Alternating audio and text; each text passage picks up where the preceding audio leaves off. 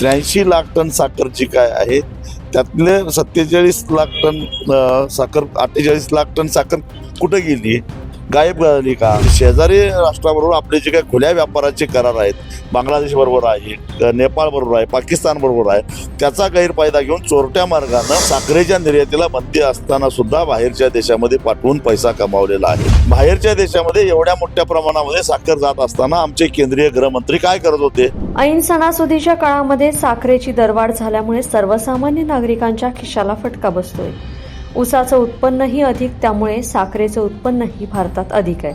मात्र असं असलं तरी देखील साखरेची दरवाढ देखील झाली आहे. याच परिस्थितीवरती भाष्य करणारं थेट पंतप्रधान नरेंद्र मोदी यांना माजी खासदार आणि शेतकरी नेते राजू शेट्टी यांनी पत्र लिहिलंय. राजू शेट्टींनी देशात झालेल्या साखरेच्या दरवाढीवरून केंद्र सरकारला धारेवर धरलं असून निर्यात बंदीच्या काळात साखर नियम धाब्यावर बसवून नेपाळ, बांगलादेश आणि पाकिस्तान देशामध्ये पाठवल्याचाही गंभीर आरोप केलाय. नेमके काय म्हणालेत राजू शेट्टी हे पाहूयात. आज बाजारामध्ये जे साखरेचे दर कडाडलेले आहेत, हे अनैसर्गिकरित्या झालेली ही वाढ आहे.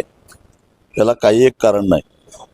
कारण साधारणपणे मागणी आणि पुरवठ्याचा रेशो बिघडला तरच भाव वाढतात किंवा कमी होतात. इथं वर्षाची एकूण गरज आपली आहे 270 ते 75 लाख टन, आणि प्रत्यक्षामध्ये गेल्या वर्षी जेव्हा साखर कारखान्यांचा सीझन सुरू झाला तेव्हा मागील वर्षाची 47 लाख टन साखर शिल्लक घेऊन सीझन सुरू झाला, आणि गेल्या वर्षभरामध्ये इथेनॉलचं उत्पादन घेऊन सुद्धा 291 लाख टन साखरेचं उत्पादन झालं. म्हणजे 291 लाख टन अधिक 47 म्हणजे 338 लाख टन साखर ह्या सीझनमध्ये आपल्याला उपलब्ध होती. आणि त्या तुलनेनं आपल्याला गरज होती फक्त 270 लाख टनाची. 8 लाख टन साखर निर्यात झाली, म्हणजे 330 लाख टन साखर शिल्लक राहिली. आज अखेर केंद्रीय अन्न आणि नागरी पुरवठा मंत्रालयानं वेळोवेळी जे काही साखरेचा कोटा रिलीज केलेला आहे, महिन्याला साधारणपणे 22 लाख टन ते रिलीज करतात, ते 247 लाख टन रिलीज केलेलं आहे. म्हणजे अजून 83 लाख टन साखर शिल्लक राहायला पाहिजे. परंतु आता सरकार म्हणते की देशामध्ये केवळ 35 लाख टन साखर शिल्लक आहे. आता मी सांगितले हे सगळेच्या सगळे आकडे सरकारचेच आहेत, माझे नाही आहेत. मग सरकार आत्ता म्हणतंय 35 लाख टन शिल्लक आहे.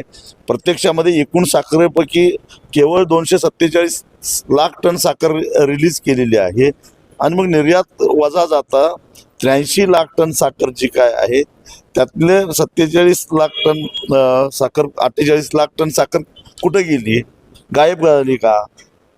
मग त्याच्या दोन शक्यता निर्माण होतात.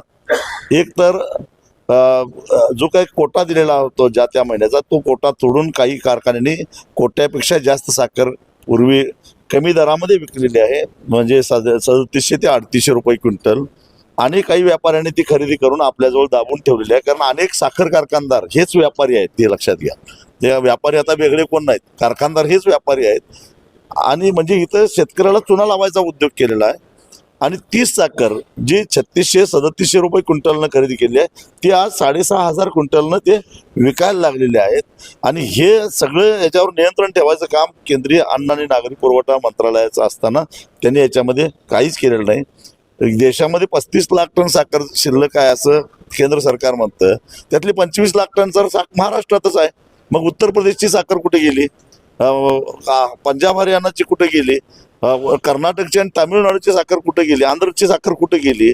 म्हणजे याचा अर्थ महाराष्ट्र वगळता इतर राज्यातल्या कारखान्यांनी जे काही रिलीज मेकॅनिझम होता तो स्वीकारलेला नाही आहे किंवा तो पाळलेला नाही आहे, आणि त्याच्याबद्दल कारवाई करण्याचा प्रयत्न केला गेला नाही. ह्या 48 लाख टन साखरेपैकी काही साखर व्यापाऱ्यांनी खरेदी करून दाबून ठेवलेली आहे, आणि ते आता चढ्या दरानं विकून पैसा कमवत आहेत.